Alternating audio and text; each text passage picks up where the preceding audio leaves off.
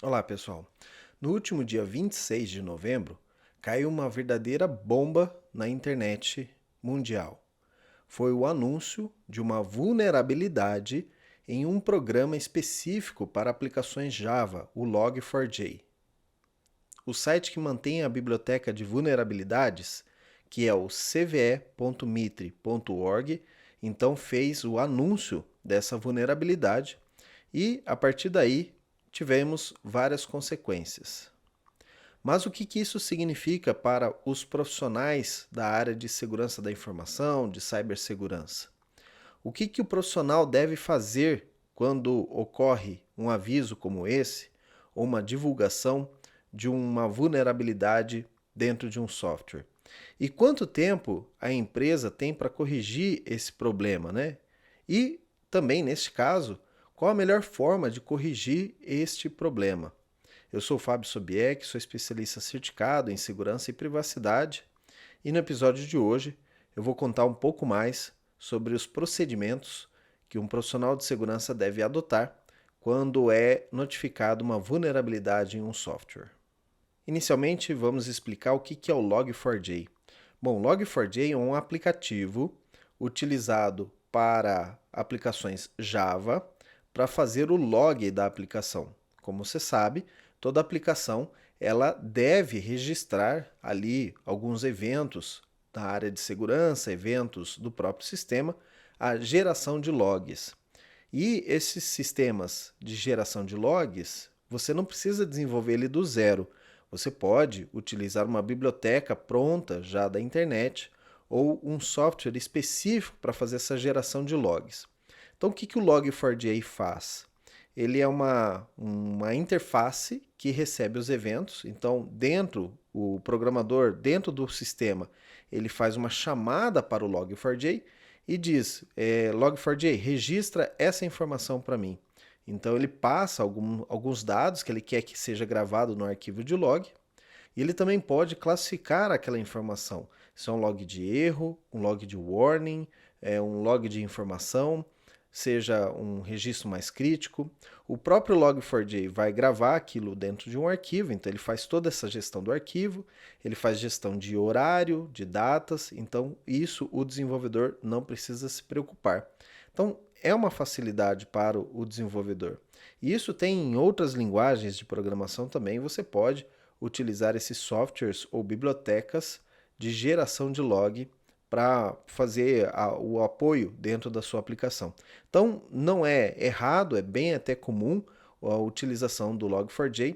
Empresas utilizam isso nos seus desenvolvimentos de softwares customizados, mas também grandes empresas como a Oracle, CA, Novell, utilizam o Log4j também em suas aplicações Java. E aí, Log4j é usado para Java. Em outras linguagens, nós temos outros sistemas. Então, por conta disso e por conta dessa aplicação ela ser bastante antiga, nós temos muitas empresas e muitos sistemas utilizando.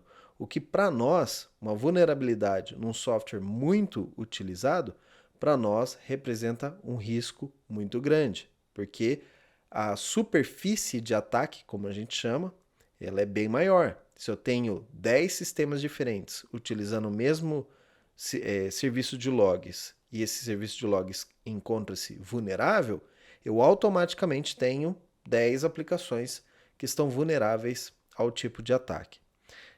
O curioso, investigando sobre esse caso aí, pelas notícias que a gente tem do mercado, de outros vídeos que eu também assisti, eu achei curioso a maneira como foi encontrada essa vulnerabilidade. Existe um jogo chamado Minecraft e eu não sei se você sabe, mas esse jogo ele foi desenvolvido em Java ou ele tem uma versão específica para Java para rodar multiplataforma e se eu não me engano tem uma outra versão que é desenvolvida numa outra linguagem. O que passou foi o seguinte: esse jogo Minecraft, você pode ter um servidor do Minecraft para você ou para você jogar com seus amigos na internet. E o que estava sendo identificado é que alguns jogadores eles descobriram códigos ou linhas de comando que você poderia executar dentro do jogo e essa linha de comando afetava essa vulnerabilidade dentro do Log4j e com isso os atacantes eles estavam conseguindo dominar e atacar os servidores Minecraft tomando o shell desses servidores. Então eles conseguiam acesso aos servidores do Minecraft utilizando esse macete. Foi investigado e aí foi identificado essa vulnerabilidade, então no módulo log4j, e aí foi registrado então o CVE. E aí nós passamos para a segunda parte desse vídeo, explicando o que é o CVE.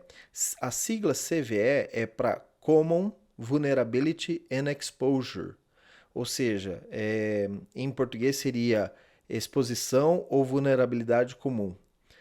Por que as pessoas registram esses CVEs, né? Então, vamos dizer que eu estou usando um software, esse software é de mercado, ou seja, eu utilizo, outras empresas utilizam, e eu identifiquei aqui uma falha, uma vulnerabilidade. Pode ser grande, pode ser pequena, pode ser um erro qualquer. Então, eu posso notificar diretamente essa empresa, né, seguindo os padrões de ético, eu deveria notificar diretamente a empresa e eu também posso notificar a CVE para pedir o registro dessa vulnerabilidade. Por que a gente faz esse pedido de registro? Porque, como profissional, seria interessante eu poder dizer, olha, essa vulnerabilidade fui eu que identifiquei. É a mesma coisa, por exemplo, de um astrônomo, quando ele encontra ou ele identifica uma estrela nova, um planeta novo, ele vai lá e registra, coloca o nome dele no planeta ou na estrela. Então, aqui na área de segurança da informação, se você encontra uma vulnerabilidade, você registra aquela vulnerabilidade, coloca lá seu nome e fala, olha, eu fui o primeiro a identificar essa vulnerabilidade. Talvez você não seja o primeiro, talvez ela já tenha sido identificada antes. Então essa empresa que faz a Mitri, essa organização, ela vai fazer esse controle também para saber se já não foi registrado antes. Como que eu posso fazer então para registrar? Então eu identifiquei a vulnerabilidade. A primeira coisa que eu tenho que fazer é eu fazer uma prova de conceito, ou seja, eu tenho que fazer um teste num ambiente controlado, obviamente, eu não vou fazer isso na internet. Eu vou montar um lab com aquele software, vou fazer o teste para ver se ele tem a vulnerabilidade e vou identificar, por exemplo, em quais versões que eu encontrei aquela vulnerabilidade. E aí, uma vez que eu identifiquei, que eu consegui ter esse sucesso, né, de elaborar a prova de conceito, aí eu vou ao site do CVE e lá no site tem lá para você se registrar, registrar a sua vulnerabilidade e você vai passar a prova de conceito para eles. Até então, nesse momento, esse registro ele é sigiloso. Então, apenas você e a Mitri que sabem dessa vulnerabilidade. E no questionário ele já pergunta, você já avisou o fabricante do software? E aí você pode dizer se já avisou ou não avisou e que resposta você teve do fabricante. Se você não avisou o fabricante, a própria Mitri vai avisar o fabricante em seu nome. Às vezes porque tem problemas de barreiras idiomáticas e tudo mais. Por exemplo, imagina que eu encontrei um software russo ou romeno e eu não falo nem russo nem romeno. A Mitri vai poder entrar em contato então e notificar esse problema, certo, para a empresa fabricante do software. Bom, o próximo passo então, uma vez que foi notificada a empresa ela vai avaliar se aquela prova de conceito é válida e ela vai te dizer, olha, realmente é uma vulnerabilidade ou não é uma vulnerabilidade. A gente não identifica isso como uma vulnerabilidade. Às vezes pode ser um funcionamento normal, pode ser que a empresa peça mais dados sobre a vulnerabilidade, mais provas de conceito.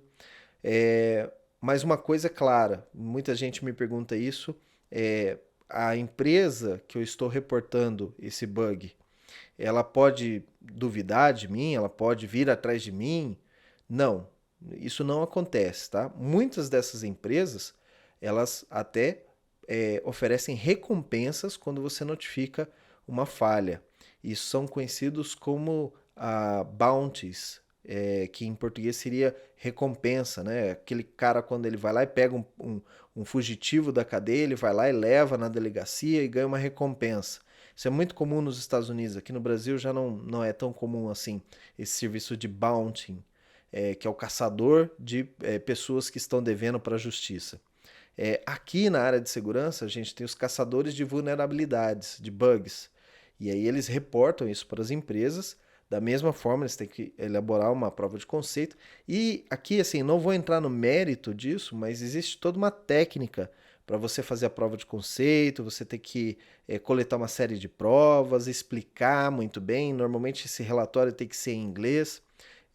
Se você quiser saber mais sobre como é reportar bugs, tem o canal no YouTube do Gabriel Pato. Ele é um profissional desses que faz notificações de vulnerabilidades e bounties, né? Então ele fala bastante disso no canal dele. Eu sugiro que você faça uma visita, conheça o canal do Gabriel Pato e ele vai explicar isso melhor. Bom, aqui na minha explicação eu estou falando mais do lado da empresa, né? Do Blue Team, como que a gente faz a proteção desse ambiente, né? Então por isso eu não vou entrar nesse mérito. Mas, uma vez registrada a prova de conceito, o fabricante confirmando que aquilo é uma vulnerabilidade, o fabricante vai nos dar uma data estimada para a solução. Ou seja, ele vai verificar o erro, vai produzir uma correção e o maior interesse dele é soltar isso o mais rápido possível para que a CVE possa publicar essa informação que é uma falha mesmo de fato, certo? Então, até esse momento que o fornecedor ele nos dá essa data, ele fala assim, olha, eu preciso de uma semana para corrigir o problema. A CVE e a própria pessoa que está comunicando, vamos imaginar que fosse eu que estivesse comunicando, eu não posso falar sobre essa vulnerabilidade para ninguém. Eu tenho que manter sigilo disso. Uma vez que passou esse prazo, o fabricante não entregou a correção ou o fabricante recebeu lá o aviso, mas não deu a mínima para a gente, não deu nenhuma resposta, a própria Mitre já vai fazer a divulgação no seu site, nas suas listas, dessa vulnerabilidade. Por quê? A gente entende no nosso mercado que se você tem uma falha e a empresa não corrige essa falha, a gente não pode guardar essa informação, certo? Então é ético que a gente faça a divulgação para que outras pessoas que utilizam aquele software elas possam se proteger de alguma forma, já que o fabricante não está protegendo, então que as pessoas possam fazer sua própria proteção ou a mitigação de risco. Eu vou abordar um pouco mais sobre isso.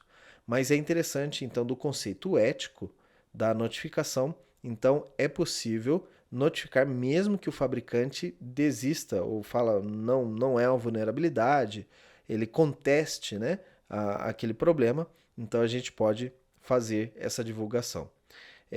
Então, uma vez divulgado, aí que é o ponto que eu quero chegar. Uma vez que foi divulgado, todas as empresas que utilizam aquele tipo de software ou são afetadas de alguma forma, têm dentro dos seus softwares aquele tipo de componente, como o Log4j, elas estão sabendo que estão vulneráveis. Só que quem mais vai ficar sabendo disso? Bom, os próprios atacantes, né? Então eles vão avisar, eles vão saber, né, que existe aquela vulnerabilidade e uma vez que eles saibam que é no Log4j ou no Apache ou no banco de dados X, eles vão começar a procurar as empresas que têm aquele software. Então eles vão tentar, de alguma maneira, saber se a sua empresa tem o Log4j. Se a sua empresa tem aquele Apache naquela versão que está vulnerável. Porque também quando você divulga, olha, está vulnerável, foi testado nas versões 2.1, 2.2, 2.3, 2.4, todas essas versões estão vulneráveis. Por que isso ocorre 2.1, 2.2, 2.3, 2.4? Porque às vezes a vulnerabilidade ela vem desde a versão 2.1. Como o software ele vai reutilizando o seu código para outras novas versões, você não escreve um código do zero. Quando você vai para a versão 2.2, 2.4, você pega o código que está pronto, você só faz as alterações. E às vezes aquela vulnerabilidade ela está ali desde a versão 2.1 e ninguém nem sabia. Quando a gente faz a identificação, a gente vai olhando as versões futuras e as versões passadas até saber aonde que está, então, mapeado o problema. Então, por isso que às vezes ocorre. Já teve um outro caso também de uma vulnerabilidade do Windows que já fazia 12 anos que ela existia. Nunca ninguém descobriu aquela vulnerabilidade, mas ela foi descoberta, então tiveram que corrigir softwares muito antigos, né? Windows 10, Windows XP e outros, né? Ah, porque ninguém tinha descoberto aquela vulnerabilidade, era crítica, então precisou fazer essa correção.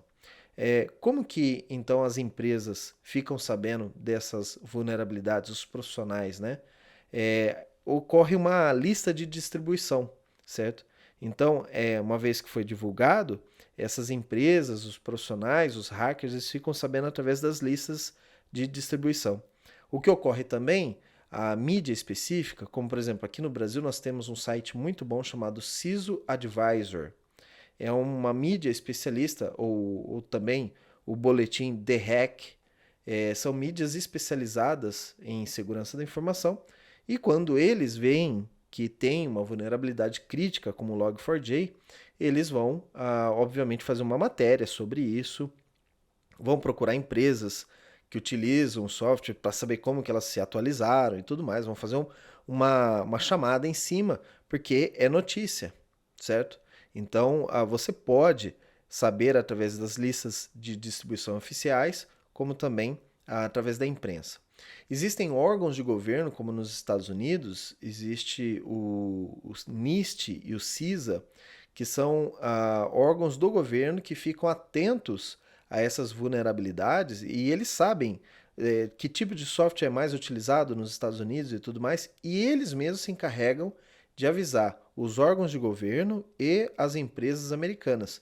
Aqui no Brasil, a gente pode se cadastrar na lista de e-mail deles e a gente vai receber, obviamente, o e-mail em inglês, mas como o inglês já é um idioma comum na nossa área, a gente vai ter acesso a essas notificações também do governo americano e aí então a gente sabe onde que tem que proteger a empresa ou como a gente deve, o que software que a gente precisa corrigir, né?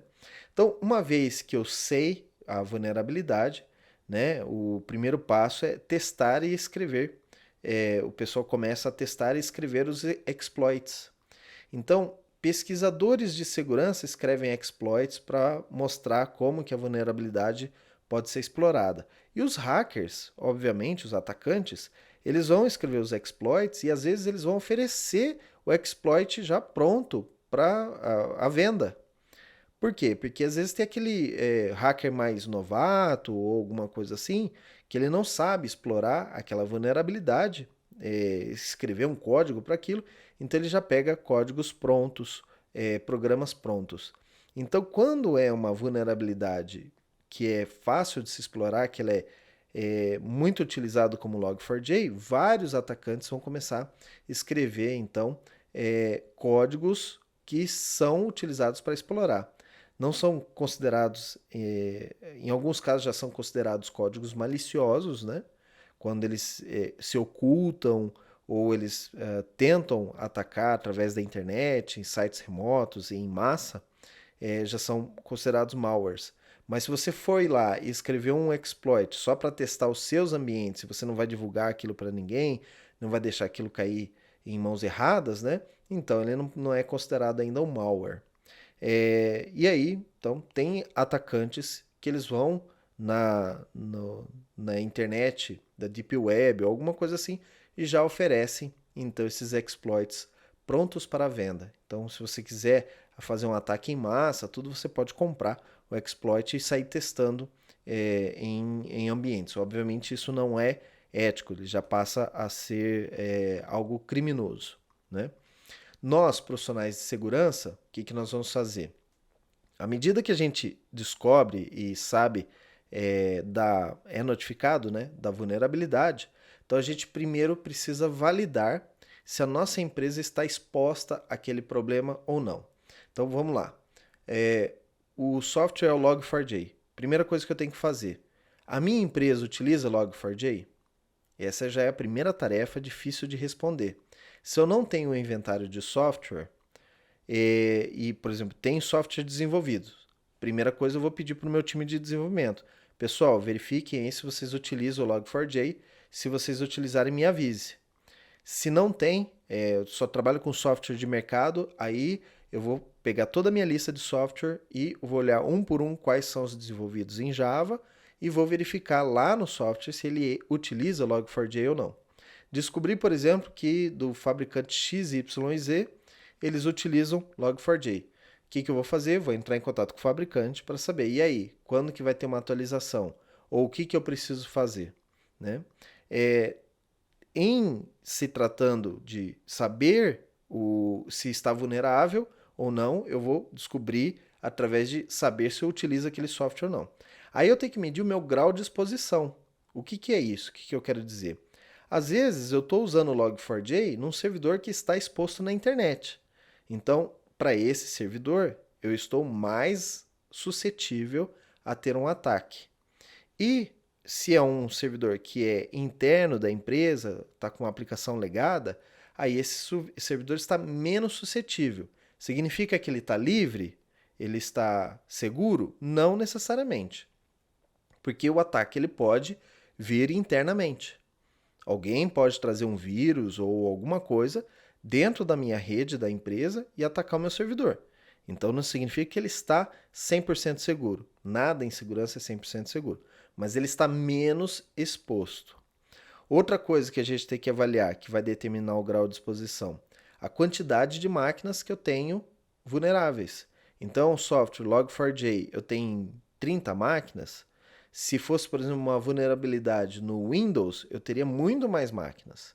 Se fosse no Office, eu teria muito mais máquinas, porque eu tenho as estações. Ah, mas tem software de estação que usa Log4j. Então, estes softwares, eles estão vulneráveis também. E aí você tem que considerar. Ah, eu tenho em todas as minhas máquinas, eu tenho Log4j. Então, neste momento, todas as minhas máquinas estão vulneráveis. Outra coisa que a gente leva em consideração. Com essa vulnerabilidade, o que o atacante consegue fazer? Então, nessa do Log4j, ela é crítica e ela recebeu uma classificação crítica 10 de 10 lá no CVE, porque com essa vulnerabilidade, um atacante ele consegue chegar à linha de comando, ele consegue executar comandos dentro do seu computador. E isto pode ser muito perigoso, porque se eu tiver uma aplicação rodando com poderes mais elevados, como um usuário administrador, um usuário root, que a gente não recomenda, mas a gente sabe que existem aplicações que têm isso, o atacante ele pode mandar um comando para o Log4j e o Log4j vai executar aquele comando. Por exemplo, crie um outro usuário, crie uma pasta, faça o download de um aplicativo, faça o download desse aplicativo e execute. Então ele consegue mandar esse comandinho. Se ele mandar o comando de faça o download de um malware e execute esse malware, aí pronto, ele vai ter acesso total à máquina. Ou ele consegue remotamente pedir um shell da máquina e depois esse shell volta para ele de alguma maneira remoto, ele consegue dar comandos dentro do seu servidor Linux, dentro do seu servidor Windows. Então, a gente tem que medir também pela vulnerabilidade. Tem vulnerabilidades que são mais simples. O cara consegue desligar um componente do seu software. O cara consegue ligar a sua câmera. Né? Então, assim, para a empresa não é tão crítico, é um problema de privacidade, mas para a empresa, bom, eu não perdendo informações, o cara não chegando às informações da empresa de negócios, então não é crítico para mim. Então, cada empresa vai determinar o seu grau de exposição e a sua criticidade em vista do número de máquinas que vão estar afetadas, aonde essas máquinas estão, se elas estão mais expostas à internet ou mais protegidas, e pelo tipo de vulnerabilidade, o que o atacante consegue fazer. E outros fatores também podem entrar aqui, certo? Uma vez que eu descobri todas essas questões, número de máquinas, qual o nível de exposição, qual o risco que eu tenho, eu vou trabalhar as soluções. O que eu posso fazer? olha, fabricante X já disponibilizou uma atualização. Já baixo, pego o software do fabricante X, atualizo, pronto, esse aqui já está fora de risco. Eu só tenho mais 2 aqui que ainda não tem atualizações. Ah, o que que eu posso fazer? É um servidor que está na internet. Eu posso tirar esse servidor da internet. Ah, qual outra solução que eu posso ter? Eu posso tirar o Log4j, desligar o Log4j e remover ele da máquina. Eu posso, por exemplo, mudar uma biblioteca do Log4j para uma biblioteca que não está vulnerável, se for essa uma solução. Então eu posso adotar diversas soluções aí, ou para mitigar o problema ou para resolver o problema. O que é mitigar o problema? Você diminui o seu risco ou você diminui a chance de um atacante conseguir chegar até o seu servidor, a sua máquina. E corrigir é resolver o problema de não ter mais, eliminar totalmente o problema em questão. Se a gente já sabe que não existe uma solução, porque o fabricante do Log4j é uma comunidade, eles vão demorar para entregar uma nova versão. No caso aqui, já tem a nova versão, então basta você baixar e atualizar o seu sistema e ele vai estar protegido. Mas se, vamos dizer que é um caso que o próprio fabricante, a empresa faliu e não tem mais ninguém mantendo aquele software, você tem opções como mitigações, né? Então você é obrigado a mitigar o problema ou, por exemplo, substituir aquele software. Ah, o Log4j está vulnerável, então eu vou usar outra ferramenta de log. Eu removo o Log4j e utilizo outra ferramenta de log. O que vai determinar isso é junto com o fabricante do software ou a sua equipe de desenvolvimento, pessoal de infra, pessoal de tecnologia, saber quais são as opções que nós temos. Se tem solução, então o ideal é corrigir aquele problema. Mas, por exemplo, eu estou perto do Natal, então os meus ambientes eu não posso fazer nenhuma modificação. Só que, como é uma vulnerabilidade crítica, aí sim eu tenho uma exceção. Eu posso fazer um reinício do meu servidor às 3 da manhã de domingo para segunda, que é o menor horário de movimentação do meu site de comércio eletrônico ou alguma coisa assim. Ou, por exemplo, eu vou substituindo algumas máquinas, subo essas máquinas para o ambiente de balanceamento de carga, depois eu vou tirando as máquinas vulneráveis. Então, assim, a estratégia para corrigir isso também vai determinar do período que nós estamos, de tempo. Eu, por exemplo, vi alguns vídeos que o pessoal falou que os programadores Java, em algumas empresas, passaram esse final de semana inteiro trabalhando para corrigir esses problemas, principalmente em bancos que utilizam muito dessa linguagem e o nível de exposição aí foi bem grande. Então eles passaram trabalhando. Por isso até que eu gravei esse vídeo aqui um pouquinho antes e provavelmente eu soltei ele. A minha intenção era de soltar ele antes do meu habitual, né, que é às sextas-feiras. Porque é crítico essa situação e é interessante que vocês tomem conhecimento sobre como que funciona um problema destes dentro da empresa.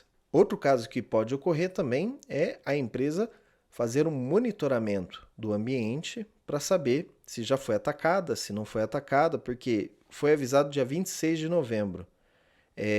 Se a empresa ficou sabendo em 3 de dezembro, teve um gap de datas aí que a vulnerabilidade já estava correndo, os atacantes já podiam estar atacando e você não estava percebendo isso. Então você tem que monitorar também se os seus servidores, suas máquinas já não foram atacadas. Então, verificar os próprios logs, saber se não existe nenhuma atitude ou ação suspeita ali naquele ambiente, certo? Então é interessante o monitoramento desse ambiente, o pessoal também conseguir fazer isso, certo? E depois que o problema for resolvido, certo? Você apagou aquele incêndio, tudo foi trocado, então nunca mais eu vou ver Log4j? Então, está errado aí. Uma vez que você já sabe que aquele software, naquelas versões, elas estão vulneráveis, sempre essa versão vai estar vulnerável. Então, se vamos imaginar, nós estamos agora a gravação desse vídeo em dezembro. Em dezembro eu fui lá e solucionei todos os problemas. Aí, lá em fevereiro, então daqui a 2 meses, o time de tecnologia instala um servidor novo, uma aplicação nova. Essa aplicação, ela tem Log4j e está numa versão vulnerável.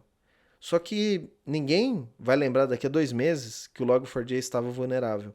Então, para evitar esse tipo de problema, uma vez que eu sei que é um problema crítico como esse, eu vou fazer uma lista de problemas já conhecidos, né? E vou colocar isso para o pessoal de inteligência de segurança ou monitoramento, para eles verificarem então se futuramente novos serviços já não aparecem aqui dentro da empresa vulneráveis.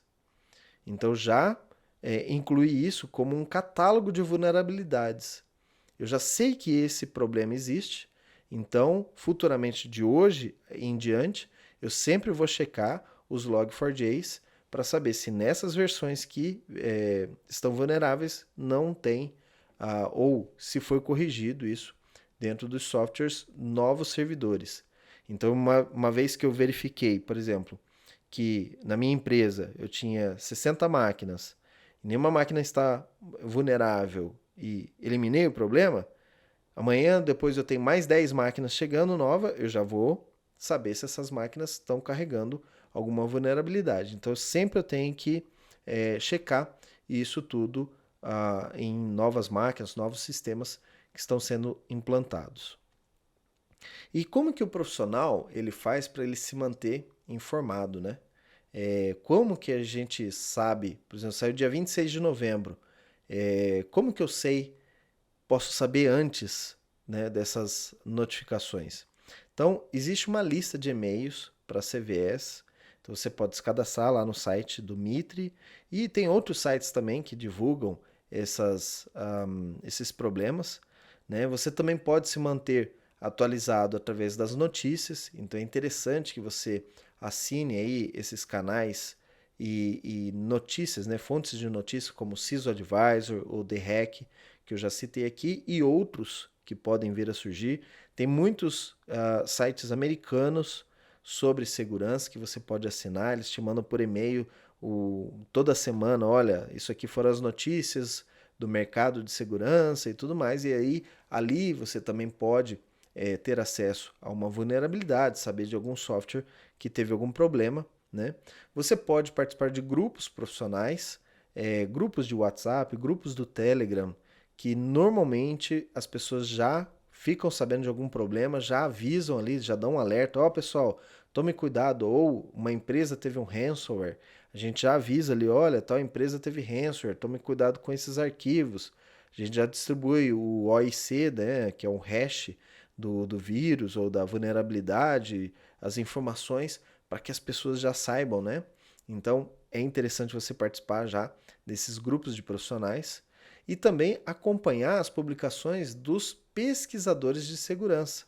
Então já existem profissionais no mercado, os pentesters, por exemplo, que eles têm lá o seu Twitter, o seu Instagram, então você seguir estes profissionais repórteres da área de segurança, né? Você já pode receber ali propriamente no Twitter ou outras redes sociais informações sobre vulnerabilidades. Então, sai no Twitter muito rápido. Em outras redes também, Reddit, também tem fóruns de vulnerabilidades que você pode assinar lá. Então, depende da onde você gosta de se manter informado. E aí você buscar então nesse canal quais são as fontes da área de segurança que você pode buscar. Tem também servidor do Discord, tem diversos lugares para você buscar essas informações. Bom, eu fico por aqui, espero ter contribuído então, explicando como que funciona, como a vulnerabilidade chega para nós aqui, como que a gente avisa todo o pessoal, a equipe, e espero ter contribuído então com vocês com mais esse tema. Se você tem mais alguma dúvida ou pergunta, pode me escrever, ou eu gravo um vídeo, ou eu te respondo diretamente, né? Ou posso publicar nas minhas redes sociais aí a resposta para sua pergunta. Para se manter informado aqui comigo, meu site é www.sobiec.net. Lá tem as minhas redes sociais, você pode me seguir no Facebook, LinkedIn, no YouTube, eu tenho podcast e outras fontes aí de informações que você pode ficar atento, né? Tem meu Twitter também, para você saber. Então, na rede que você melhor utiliza, provavelmente eu publico algum material lá. Fico então por aqui e, como sempre eu digo, fique seguro.